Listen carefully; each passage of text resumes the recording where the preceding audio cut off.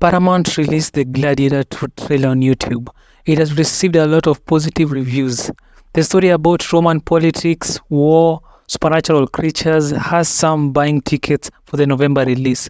Paramount has a lot of hope in the film that it spent $310 million excluding marketing to make the idea of the film into reality.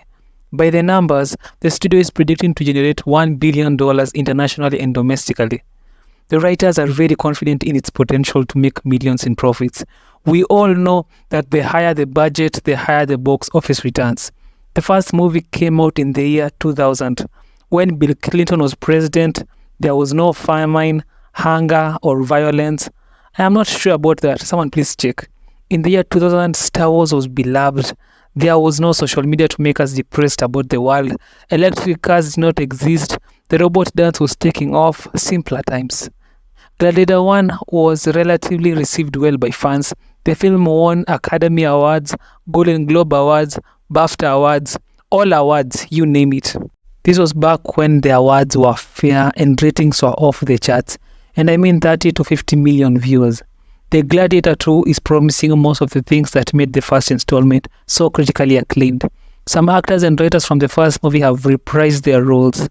Paramount spent so much money buying the IP from DreamWorks in an effort to one day rule the box office. A lot is riding for this movie to be a gigantic success. The trailer begins with Pedro Pascal leading an army to take control of a city.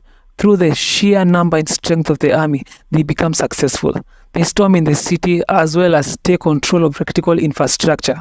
Innocent people caught in the crossfire lose their lives. Soldiers from the other side retreat or are taken into captivity. While all this is going on, we are introduced to Lucius, who witnesses the horror. His girlfriend is unalived during the war. He blames Pedro Pascal, together with the rich elites, for hurting innocent people, while they fill their pockets with gold and silver. He acknowledges that the system is broken and it is up to him to fix it. Lucius agrees to be a gladiator soldier for Denzel Washington. The film is promising bloody battles like the ones in Game of Thrones. Gladiators will still have the usual tropes. Handsome, physically appealing men with armors fighting with two swords in their hands. The politics of Rome is yet to be seen if it will be engaging to watch or whether it will be glossed over to cater for the action scenes. The movie will have a lot in order to recapture what made the first installment timeless.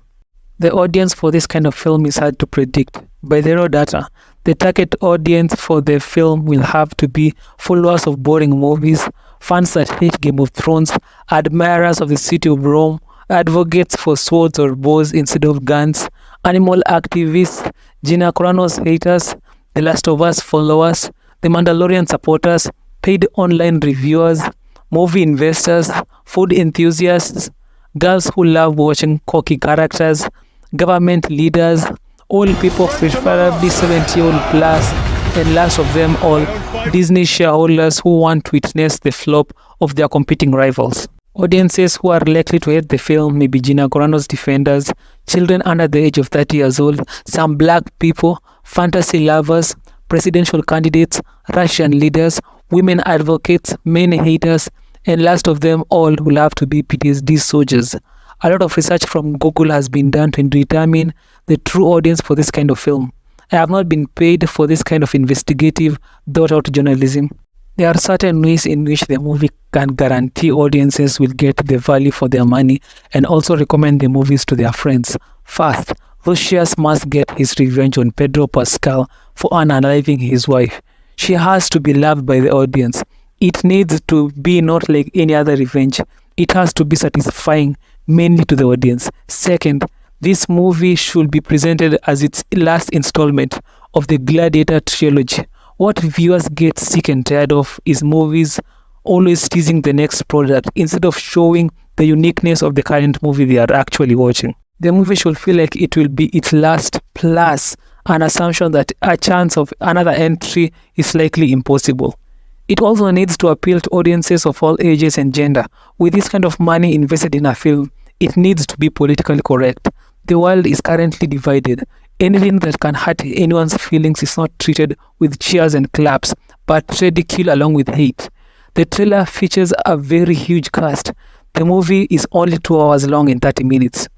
Their storylines must be in connection with the overall plot of the movie. The film has a lot of practical scenes like the horses, order, walls, the fights with swords.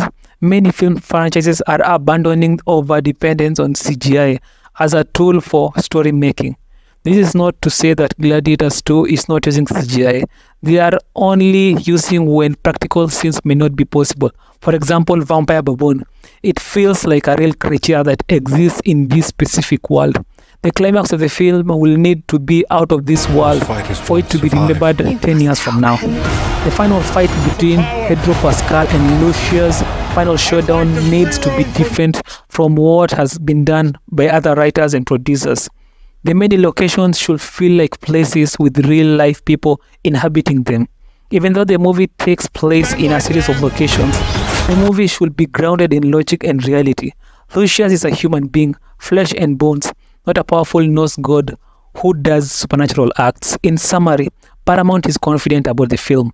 The actors and writers believe in the film. It is yet to be seen if this will be a farewell.